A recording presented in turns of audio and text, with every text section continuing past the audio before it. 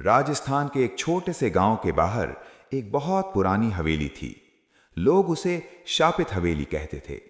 कहते हैं सालों पहले वहां एक अमीर जमींदार रहता था जिसकी अचानक रहस्यमयी मौत हो गई थी।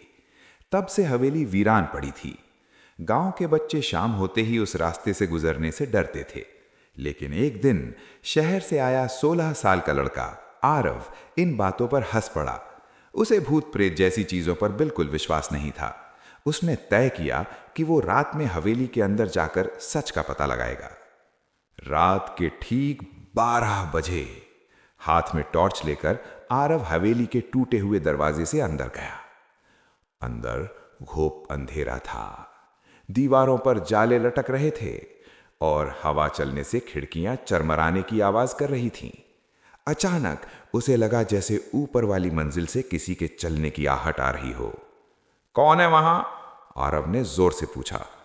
कोई जवाब नहीं आया, लेकिन कदमों की आवाज तेज हो गई।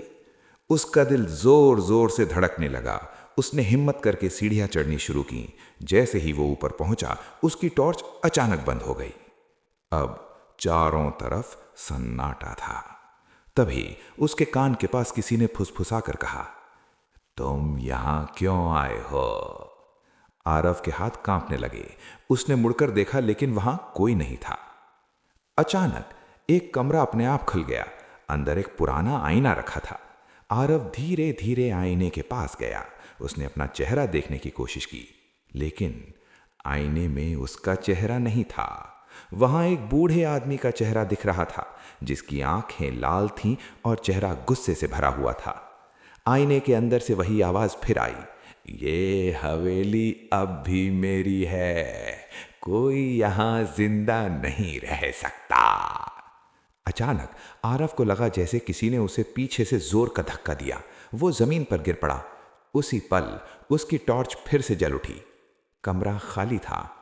आईने में उसका अपना चेहरा दिख रहा था। डरा हुआ आरव बिना पीछे देखे भागते हुए हवेली से बाहर निकल आया।